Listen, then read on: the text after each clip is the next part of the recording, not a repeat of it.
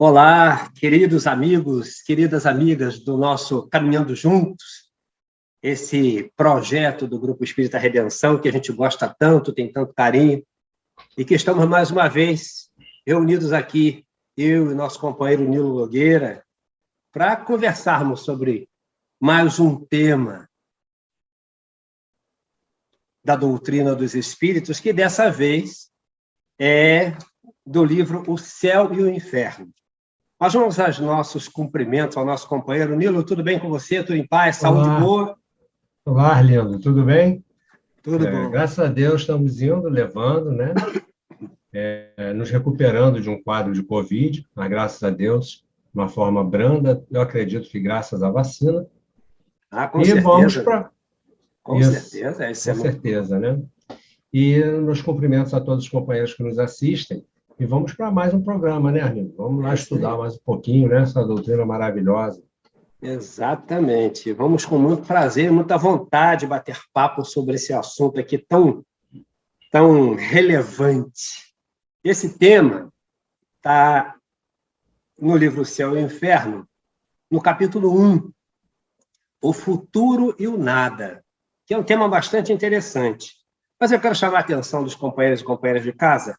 E, Nilo, eu estou me utilizando de uma tradução da LAC, que é uma tradução que foi feita nessa primeira parte do livro pelo José Herculano Pires, e ele faz uma série das notas também. E junto com a tradução da segunda parte, do João Teixeira de Paula. É só para as pessoas saberem de onde a gente está, por onde a gente está indo, porque os materiais doutrinários que tem a tradução do Zé Herculano, eu geralmente gosto muito, até porque ele coloca umas notas muito interessantes que auxiliam muito no esclarecimento de quem estuda e de quem nos ouve, né? Então é isso. Mas vamos lá, começar o nosso tema da noite. Capítulo 1, O Futuro e o Nada. E o item 1 começa lá, Kardec dizendo assim: nós vivemos, nós pensamos, nós agimos. Eis o que é positivo. E nós morremos, o que não é menos certo. Mas ao deixar a Terra, para onde vamos? No que nos transformamos? Estaremos melhor ou pior? Seremos ainda nós mesmos ou não mais o seremos? Ser ou não ser? Essa é a alternativa. Ser para todo sempre ou nunca mais? Tudo ou nada? Viveremos eternamente ou tudo estará acabado para sempre? Vale a pena pensarmos em tudo isso? Então, quer dizer, Kardec já vem trabalhando com uma lógica, né, que fere a todos nós, na realidade, fere os nossos sentidos, é do nosso maior interesse, né? Será que há alguma coisa para além disso? Nós morremos? É positivo. Mas ao deixar isso aqui, nós vamos para onde? Nós nos transformamos em quê? Essas perguntas são tão interessantes, né? Elas são tão provocativas ainda hoje para nós. Mas Sim, comenta aí, Nilo, o Arlindo. que você acha? Eu acho interessante a gente contextualizar aqui e ali alguma coisa, né? Essas questões que Kardec está trazendo, é muito interessante ele trazer isso para a doutrina, porque são as eternas perguntas que o homem se faz desde que ele começou a pensar. Ele começou a olhar para o céu e pensar nisso, de onde eu vim? Por que eu existo? Né? Como é que é isso? Então, são as eternas questões filosóficas dos filósofos antigos, dos Uhum. pensadores antigos, da filosofia atual, isso ainda é um tema atual, Relevantíssimo. né? E que também que é o objetivo, né, o propósito das religiões, Uhum. trazer alguma explicação, cada uma tentando explicar de um jeito. Então, é um tema que desde sempre está aí. É um tema que deixa, né, que faz parte da curiosidade humana, é uma questão que acompanha o ser humano desde sempre. É, Então, é esse, importantíssimo, isso é importantíssimo. esse algo que é inerente à existência humana indiscutivelmente. E ele termina com essa pergunta muito interessante. Vale a pena pensarmos em tudo isso? Está aí para casa, para as pessoas pensarem junto com a gente aí. Segue Kardec. Toda criatura humana sente a necessidade de viver, de gozar, de amar, de ser feliz. Diga-se àquele que sabe que vai morrer, que ele ainda viverá, ou que a sua hora foi adiada. Diga-se, sobretudo, que ele será mais feliz do que já foi, e o seu coração palpitará de alegria. Mas de que serviriam essas aspirações de felicidade se basta um sopro para dissipá-las? E aí a gente volta à velha questão ainda, né? Se a morte acaba com tudo isso, de que vale tudo isso para brincar com a letra do Roberto Carlos, se não estarei mais aqui, né? Então, é bem interessante. Sigamos lá. Haverá alguma coisa mais desesperadora do que essa ideia de destruição absoluta? E aí, nesse ponto da proposição de Kardec, o Zé Herculano traz uma nota muito interessante, porque o Herculano acaba, de alguma sorte, auxiliando a que atualizemos a visão, não atualizar Kardec, mas atualiza a nossa visão, porque o Herculano pega os dados mais próximos da nossa realidade cotidiana e põe diante do que a doutrina está apresentando. Eu acho que isso, de alguma maneira, deixa os nossos pés no chão e, novamente, confirma que Kardec praticou uma filosofia experimental e não especulativa, né? Tudo que foi tirado dessa doutrina, ela surge numa proposição prática, né? Ele não vai da teoria para a prática, mas da prática para a teoria. É a condição objetiva que estabelece uma filosofia experimental que fica clara depois, né? Então, eu acho que, de alguma sorte, o Herculano faz esse caminho quando ele põe nessas notas esse dado de uma realidade mais próxima. E aí ele vai apontar aqui, 100 anos depois de Kardec, a filosofia em França quase se desfez nos sofismas do nada, com Jean-Paul Sartre e sua esposa.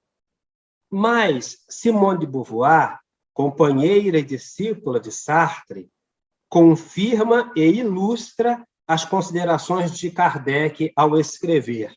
Ela escreveu: detesto pensar no meu aniquilamento. Penso com melancolia nos livros lidos, nos lugares visitados, no saber acumulado e que não mais existirá. Toda a música, toda a pintura, tantos lugares percorridos e, de repente, mais nada. Está lá no livro A Força das Coisas, no final do último capítulo. A aproximação da morte, anota Herculano, sob a ideia do nada, acarreta às criaturas mais cultas essa desesperança amarga. Você quer comentar mais alguma coisa dentro, Nino?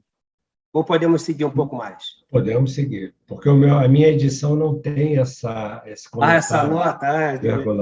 Mas vamos para dentro, então. Haverá alguma coisa mais desesperadora do que essa ideia de destruição absoluta? Sagradas afeições, inteligência, progresso, saber laboriosamente adquirido, tudo seria destruído, tudo estaria perdido.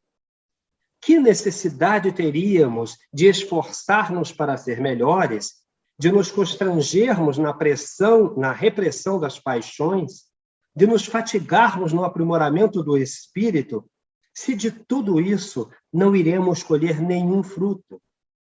E, sobretudo, diante da ideia de que amanhã, talvez, tudo isso não nos sirva para nada?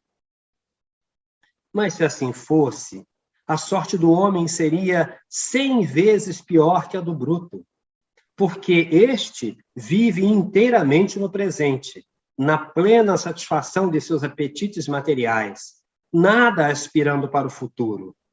Uma secreta intuição nos diz que isso é absurdo.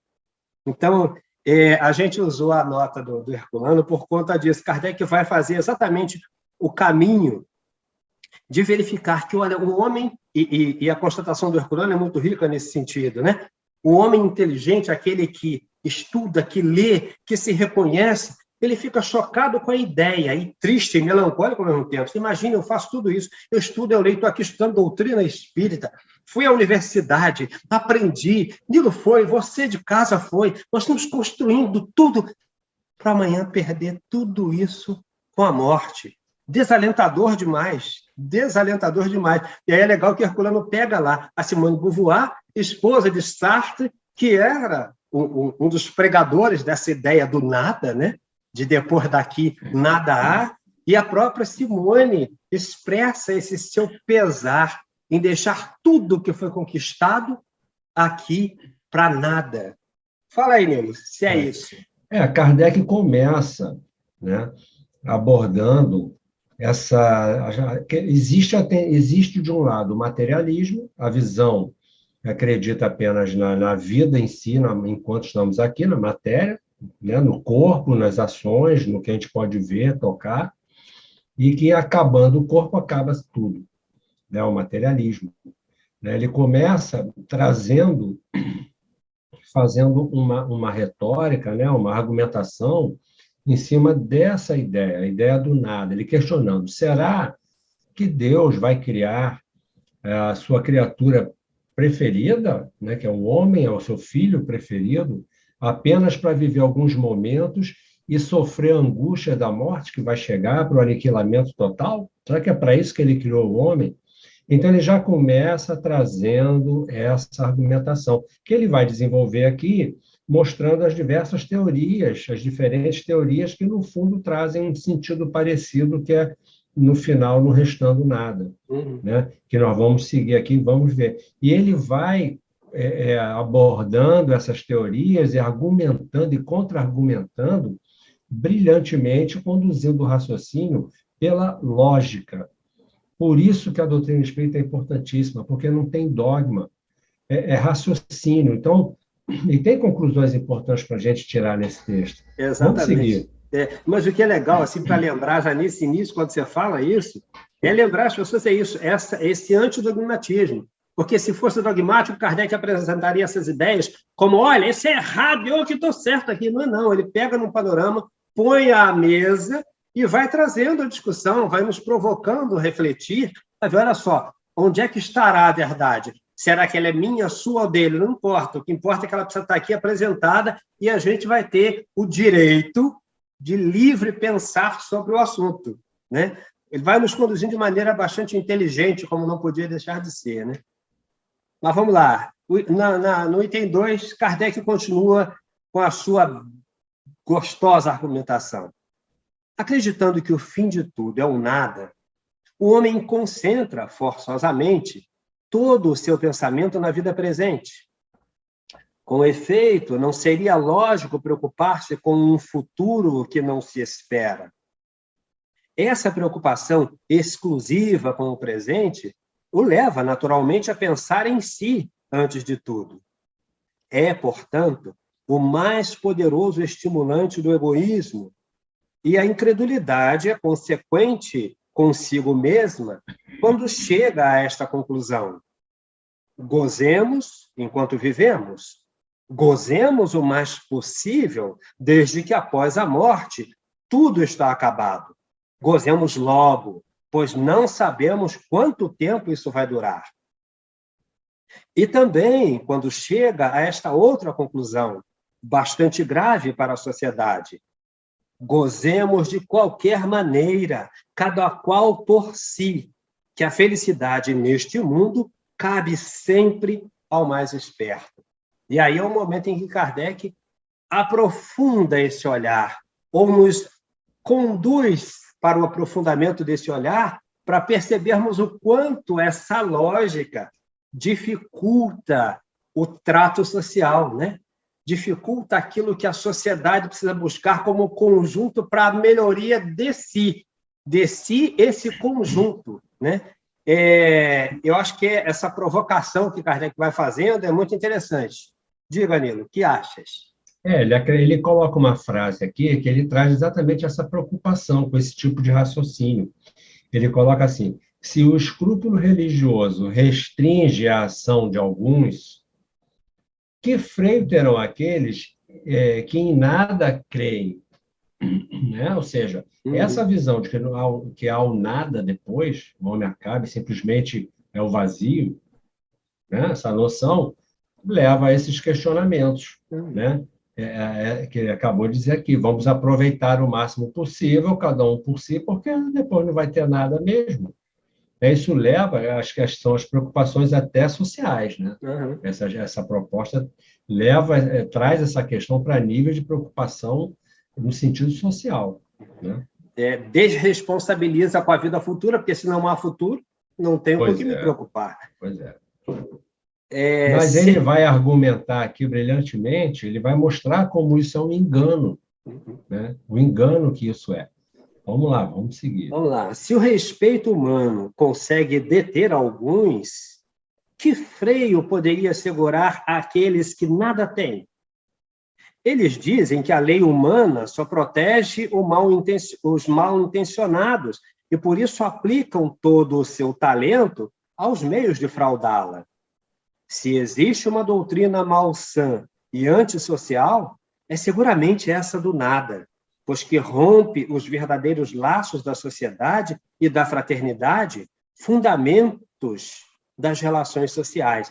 É a gravidade dessa postura, essa postura da crença no nada, da vida no só hoje, da desresponsabilidade com o amanhã, porque como o amanhã não existe, isso cria, como ele diz, se existe uma doutrina malsã e antissocial, seguramente é essa, porque se não há nada, eu estou livre para fazer o que quiser, que não me cabe responsabilidade alguma. Mas com essa irresponsabilidade ou não responsabilidade, a fratura social é indiscutível.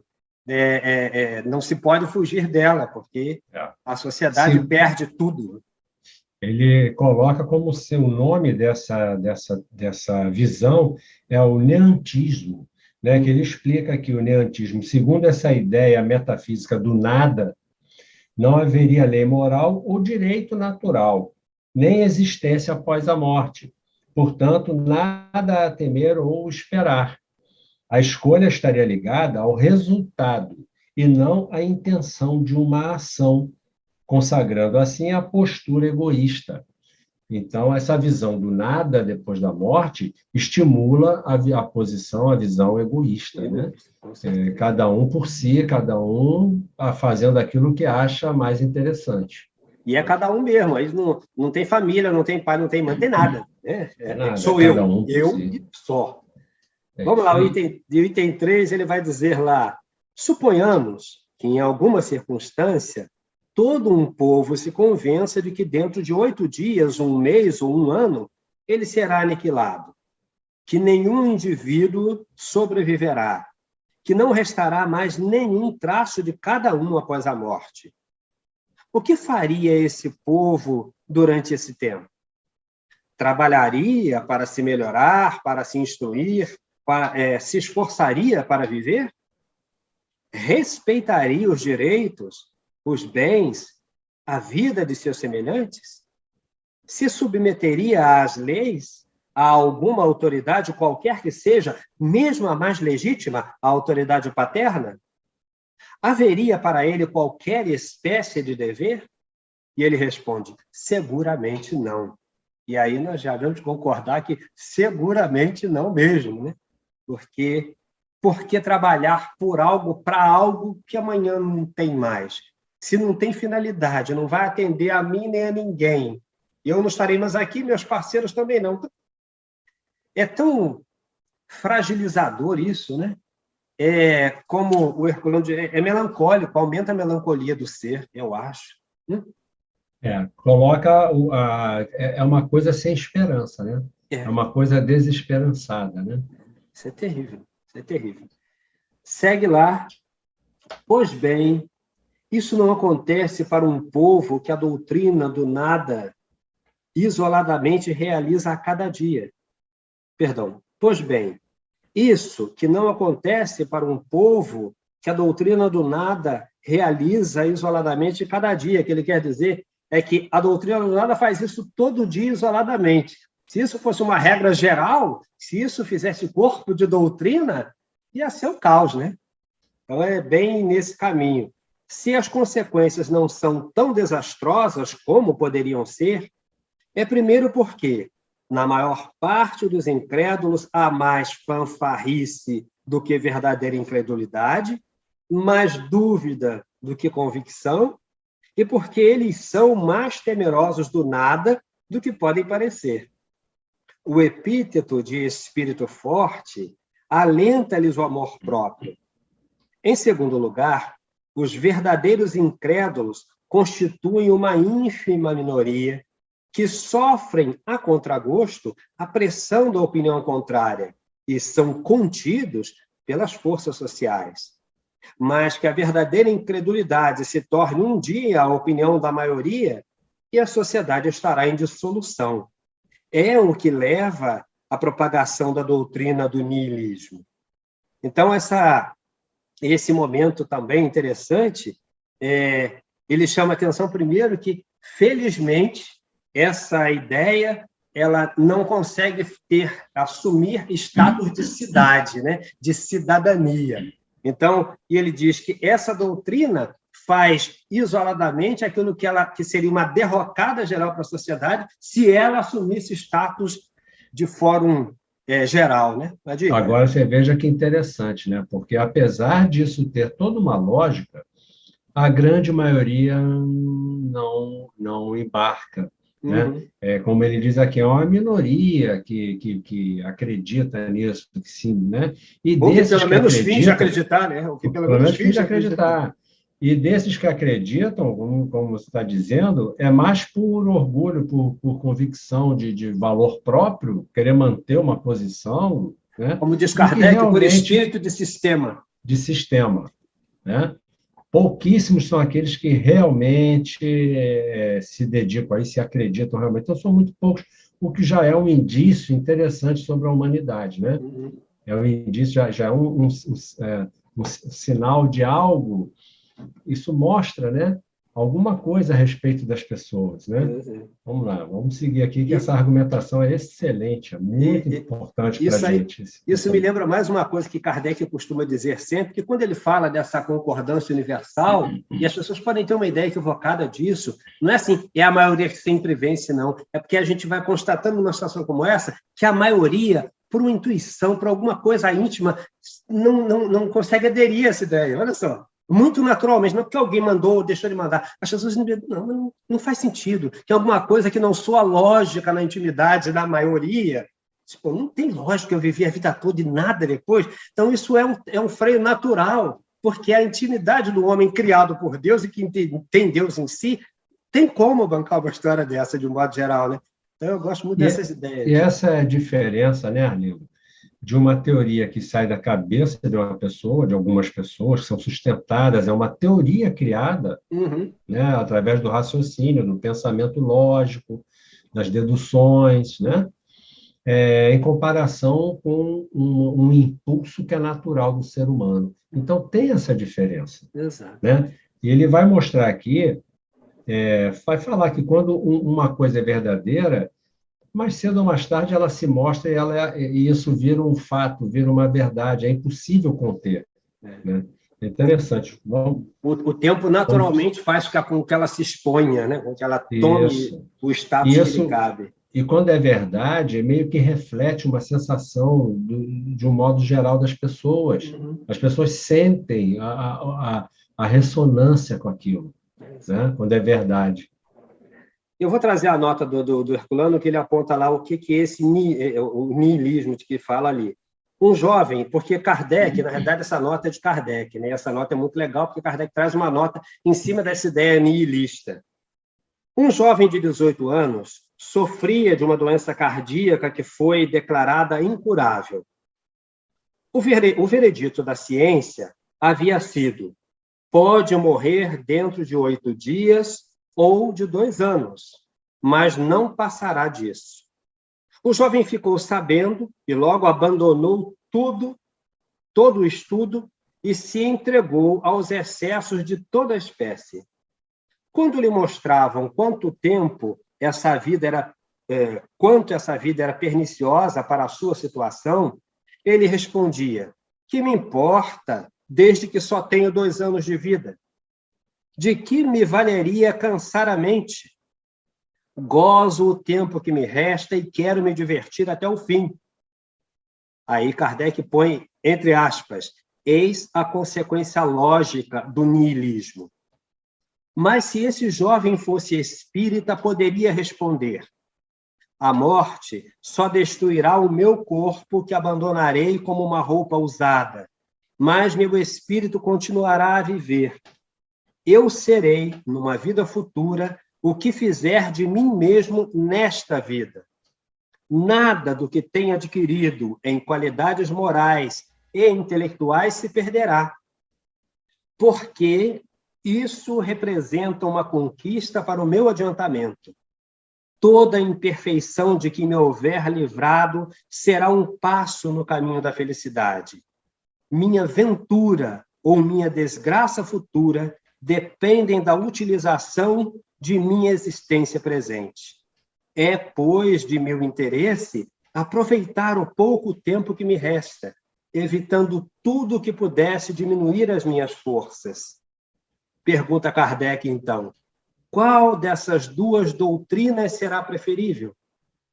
E ele fecha a nota com essa pergunta. Então, é legal porque põe na prática o que isso tudo significa. E diz para você, para mim, para nós: e aí, o que você escolhe? Você preferiria o quê na posição desse jovem ou na posição desse jovem espírita? Qual seria a sua posição? Então, isso é bem legal porque nos dá a vida prática para que a gente, então, tenha a clareza de que, como espírita, a vida segue. E se a vida segue, eu preciso estar lá em condições de seguir com ela, nas melhores condições que eu possa me proporcionar. Essa aqui é a questão. Não é a questão do que Deus vai me dar, não. É do que eu posso me proporcionar desde agora, né? É interessante, porque aqui Kardec dá uma ideia de como devemos lidar com a doutrina espírita. A doutrina espírita não preconiza comportamento, esse ou aquele comportamento, isso pode, aquilo não pode, isso é certo, isso é errado. Não diz isso. Ela diz como é a realidade e mostra que a responsabilidade é sua. Você pode fazer o que quiser, mas tudo traz consequências. Então, pense no que você quer para você, no que é importante, e vá viver a sua vida, vá fazer as suas escolhas, né? Então, ele coloca essas 2 visões, mostrando como a gente deve estudar doutrina espírita, compreendendo a responsabilidade que a gente traz com o nosso caminhar, né? Como devemos pensar na nossa vida, como a doutrina pode nos ajudar no nosso dia a dia, na escolha de caminhos que se tornarão melhores, trarão melhores resultados para nós. Exato. É nesse sentido, né? Então, isso é muito importante. E eu gosto muito, Nilo, porque a gente vai, nesse momento, então, observar ou fazer perceber com mais clareza por que essa doutrina vem numa proposição de Jesus rogar ao Pai para que ele mande um novo Consolador que estará com a gente, esclarecendo todas as coisas. E aí a gente vai entendendo por quê. Se a gente volta lá na proposição paulina, ele vai dizer que tudo eu posso, mas nem tudo me convém, ou nem tudo me é lícito. Aí está explicado por quê, não é? Porque não é lícito, que não é que alguém te condene, não. É porque não é lícito para o seu próprio benefício. Se você não é aconselhável. Não é aconselhável. Não é a licitude que alguém define para você. É a licitude que você vai reconhecer ou não em você mesmo. A responsabilidade é 100% nossa, de cada um de nós. Então, para de jogar na mão do outro, porque não é isso que acontece. O que acontece é que eu respondo por mim, exclusivamente por mim, pelas opções, pelas resoluções que eu tomo, e não tem como escapar disso, né? O fruto do amanhã é a plantio de agora. Eu semeio e eu vou colher. A gente está aqui colhendo muito do que plantou, e vai lá na frente tornar a colher aquilo que continuamos plantando aqui. Vamos pensar nisso, porque essa que é a ideia, né? A responsabilidade é comigo, diante de mim. Se eu não me responsabilizar por mim, não há quem possa fazê-lo. nem o padre, nem o pastor, nem o diretor ou o presidente do grupo espírita, do centro espírita, ninguém poderá assumir essa responsabilidade, a não ser você ou eu, cada um de nós, né? Sigamos lá, sejam quais forem as consequências, se o niilismo fosse uma doutrina se o niilismo fosse uma doutrina verdadeira, teríamos de aceitá-la, e não seriam os sistemas contrários, nem a ideia do mal que ela pudesse produzir, que poderia eliminá-la. Então, a gente já vê Kardec novamente falando com essa tranquilidade. O livre pensar é isso, cada um pode acreditar no que quiser. Então, se a doutrina fosse verdadeira, não tinham que negar, não adianta discutir. A verdade nada vai ponto. segurar. Nada vai segurar, nada vai impedir que ela se imponha, né? Se ela for verdadeira. É só para ver que a gente não está lidando com alguém que está tratando com um espírito de sistema, é alguém que está aqui que propôs isso tudo para a gente avaliar. Está aqui, a situação é essa. E sendo verdadeira, não há o que discutir. Se fosse verdadeira, pode chover canivete, que ela vai continuar sendo verdadeira. Caso contrário, também não dá para mudar.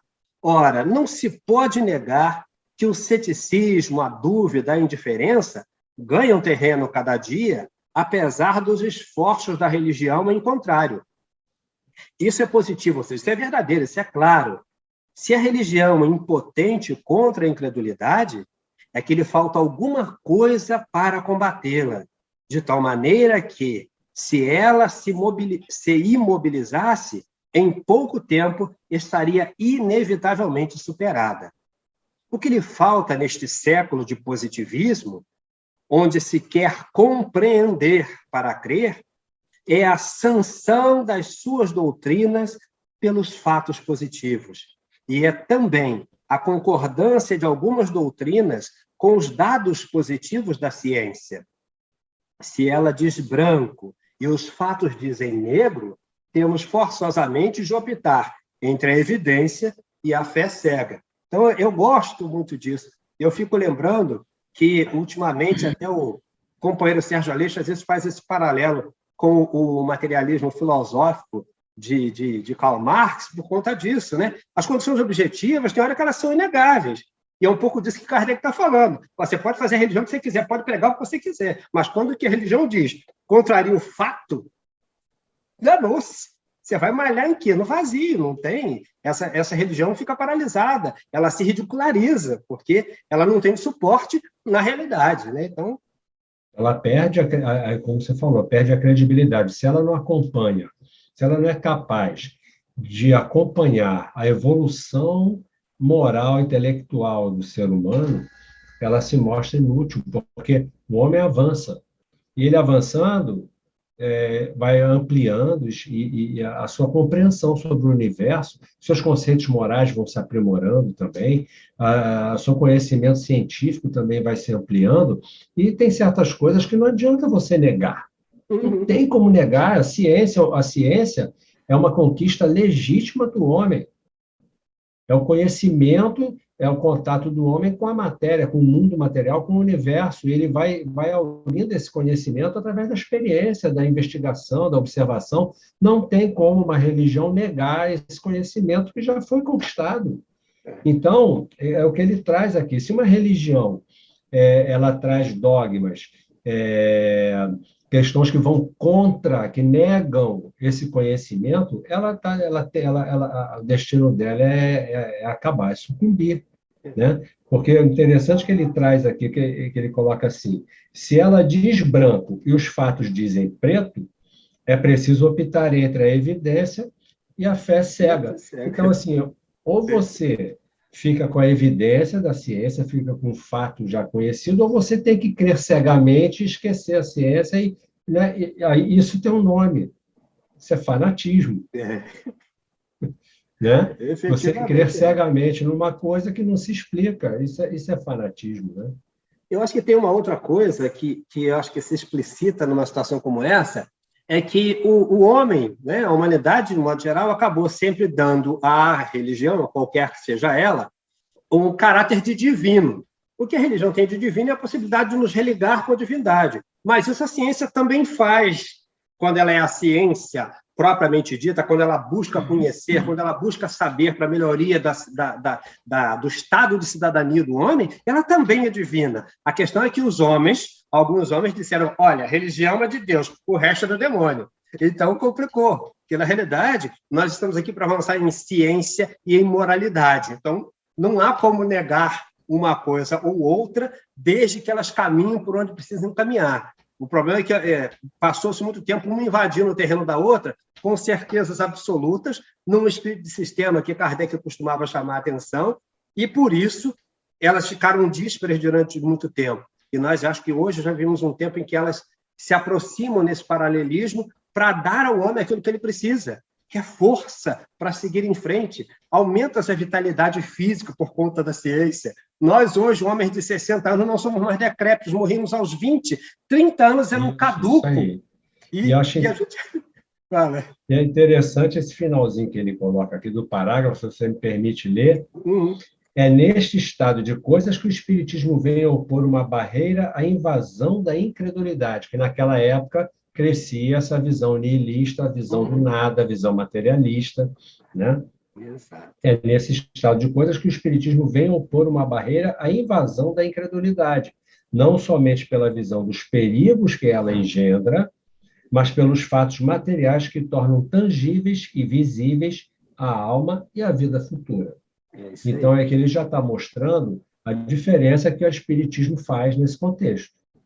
Porque, apesar de trazer para o homem um viés religioso, mas, antes de tudo, é uma ciência. Né? E ele vem explicando essas coisas todas. Então, não há mais aquela contradição, aquele embate entre ciência e religião, que, aliás, surgiu porque a religião se intitulava dona do saber, do conhecimento. E da verdade absoluta. E da verdade absoluta. Quando a ciência começou a surgir, começou a se fortalecer, né? E começou a desbancar certas coisas, certos lugares que a religião ocupava, né? E até foi necessário esse rompimento, porque a igreja exercia um papel de dominação política, enfim, econômica. Arbitrário. Arbitrário. E eu acho que daí surgiu essa incompatibilidade entre ciência e religião. Foi muito em função disso. Mas a doutrina espírita veio restabelecer esse caminho e mostrar que não há divergência. Todos os fatos da natureza são passíveis de ser estudados e a natureza não se torna menos bela, menos divina por causa disso. Exatamente. Né? É a vaidade humana nesse contexto que preocupa e atrapalha tudo, né? Mas tem uma nota de Herculano que vale a pena, em que ele diz assim, por conta desse último parágrafo, falando da fé cega, muitos esforços se fazem ainda hoje, particularmente no campo da cibernética e do estruturalismo, para demonstrar que o homem não tem liberdade. O Espiritismo é, por excelência, a doutrina da liberdade e da responsabilidade individuais. Mas o conceito de liberdade no Espiritismo não é absoluto. A liberdade humana é condicionada pelas condições corporais, hereditariedade, constituição, etc., pelo meio físico, pelas características raciais, pela cultura e pelas normas sociais e morais, bem como pela constituição psíquica de cada indivíduo e pelo determinismo do seu passado espiritual, do que se chamava karma. Dentro de todas essas limitações, entretanto, subsiste a capacidade de optar, de escolher e de agir segundo a vontade.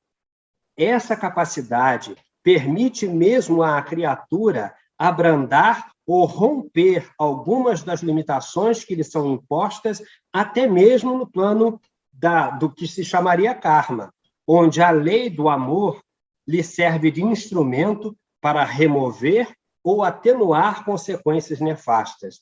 Assim, o determinismo está na facticidade, ou seja, no conjunto de condições com que o homem apareceu feito no mundo. E a liberdade, ou livre-arbítrio, está na ipseidade, ou seja, na individualização ou na essência de ser condicionado pela forma. É bom lembrar que não estamos no absoluto, mas no relativo, e que neste não existe liberdade onde não houver condições para que ela se exerça. E porque tem a ver com o livre-arbítrio que cresce, né? Que vem num crescente no nosso processo reencarnatório.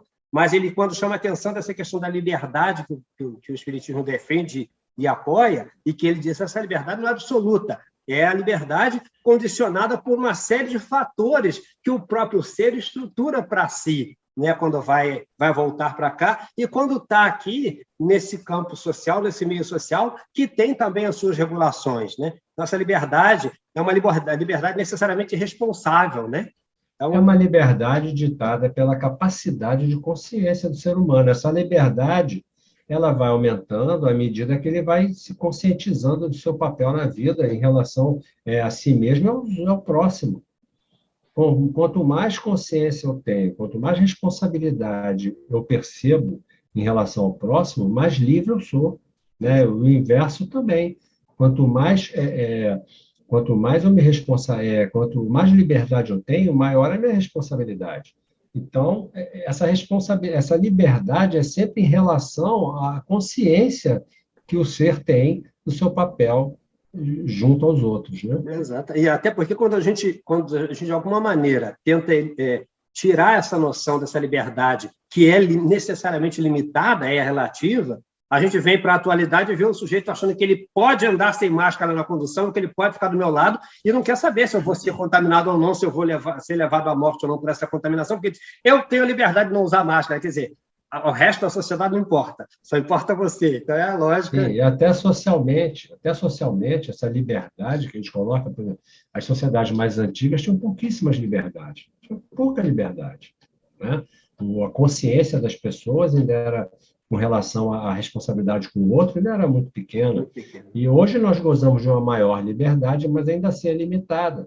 É limitada socialmente, que a gente diz, pela capacidade que o ser humano hoje tem de compreensão das coisas. Uhum. E, em termos de evolução, isso irá aumentando. Conforme o ser humano, o encarnado, melhor dizendo, né, nós encarnados, espíritos, formos compreendendo essa responsabilidade, maior vai sendo a nossa liberdade social. Mais liberdades sociais iremos conquistando. Né? Vamos lá para o item 4. Em face desta situação, o Espiritismo vem opor um dique à invenção da incredulidade, servindo-se não somente da razão e da perspectiva dos perigos a que ela arrasta, mas também dos fatos materiais, ao permitir que se toque com o dedo e se veja com o olho a alma e a vida futura. Eu gosto muito disso, muito mesmo. Esse dado prático que a doutrina traz, pelas experimentações levadas a cabo por Allan Kardec, que dão esse caráter de objetividade na argumentação, né? Verdade.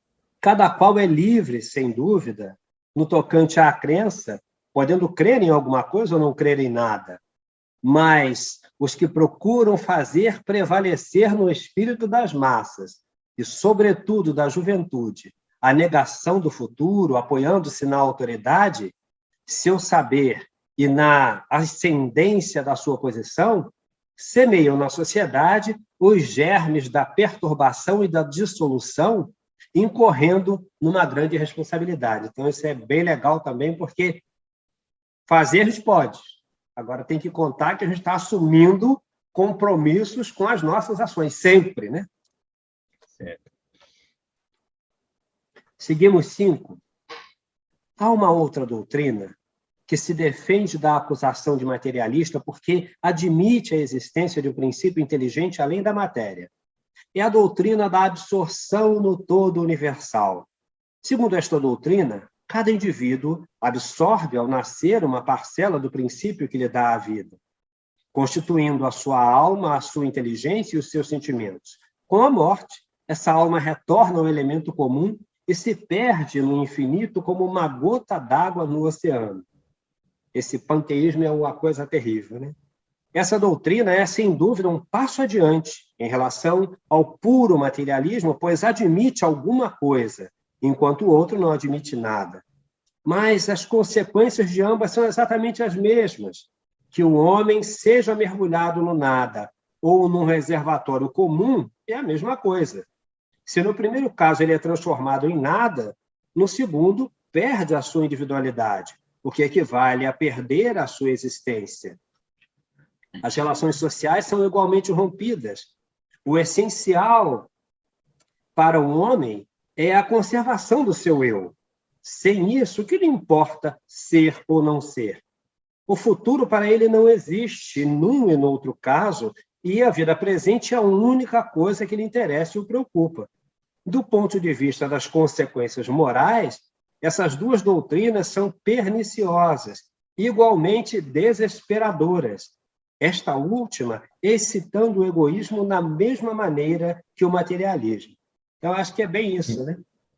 Porque, de alguma forma, não é o materialismo puro, mas, como consequência, traz a mesma sensação. Se você vem de um todo lá, que é um todo universal, dali você sai, você se constitui aqui e vem viver.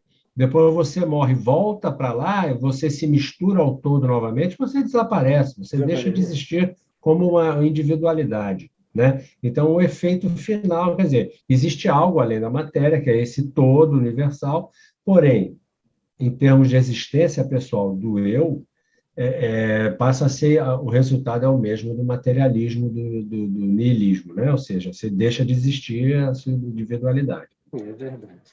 Agora, a argumentação de Kardec é que é brilhante, né? Olha só. As objeções dele. Vamos lá, vamos seguir, que estão aqui agora, vem as objeções dele. Vamos lá. Além disso, pode-se fazer a essa doutrina a seguinte objeção: todas as gotas d'água de um oceano se assemelham e têm as mesmas propriedades como partes que são de um mesmo todo. Por que as almas, se foram tiradas de um grande oceano de inteligência universal, se assemelham tão pouco entre si?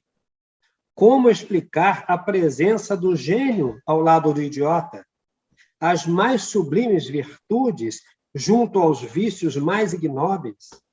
A bondade, a doçura, a mansidão ao lado da maldade, da crueldade e da barbárie? Como as partes de um todo homogêneo podem ser diferentes umas das outras? Poderão dizer que é a educação que as modifica? Mas então, de onde procedem as qualidades inatas, as inteligências precoces, os bons e os maus instintos que independem de qualquer educação e, frequentemente, não estão em harmonia com o meio em que as criaturas se desenvolvem? A educação, não há dúvida, modifica as qualidades intelectuais e morais da alma, mas, neste ponto, outra dificuldade se apresenta. Quem deu à alma a educação que a fez progredir? Outras almas que, por sua origem comum, não devem ser mais adiantadas? Por outro lado, a alma, voltando ao todo universal de que saíra, após haver progredido durante a vida, leva a ele um elemento da perfeição, de onde se segue que esse todo deve ser profundamente modificado e melhorado com o tempo. Como se explica que dele saiam incessantemente almas ignorantes e perversas? Então, só esse leque de senões, de objeções que Kardec traz, já dá mais uma noite. Porque não querendo admitir o espírito, né, algumas teorias falam, não, é um todo universal, uma inteligência universal, e a gente sai desse todo e depois retorna para lá e se mistura novamente. Então, assim, se é um todo, né, todo mundo que sai dali tinha que ser igual. Por que uns são melhores que os outros? Né? Mas eles se melhoram, aprendem, aprimoram. Tá, mas quem está ensinando? Por que esses sabem mais do que os outros? Como é que é isso? Né? De onde saiu esse conhecimento, então? Então, assim, são questões, você vê, que jogam por terra uma teoria como essa. Né? Só na argumentação ele vai acabando com tudo que tem. Com essa... Não tem lógica, não se sustenta. Né? Não se sustenta. É muito interessante.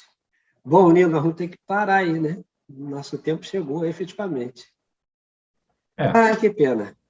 O tema é muito longo e é muito interessante. Muito É um interessante. exercício de raciocínio e que a gente deve, ao estudar a doutrina espírita, estamos exercendo essa possibilidade, né, desse Uhum, raciocínio e de perceber como a doutrina espírita é consistente, é lógica e ela não vai contra nenhum conhecimento científico. uhum.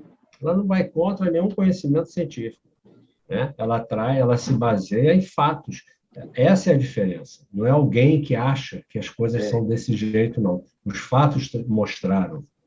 Aliás, você disse bem, ela não vai contra nenhum conhecimento científico. E nem o que não seja, ela apenas apresenta e diz: olha, mas se você diz isso, só tem aqui, isso aqui, ó, como é que faz? Aí deixa na tua mão para resolver. Você pode continuar optando por qualquer loucura, mas não porque os seus argumentos consigam superar a lógica apresentada ali, né? Então, Exatamente. É.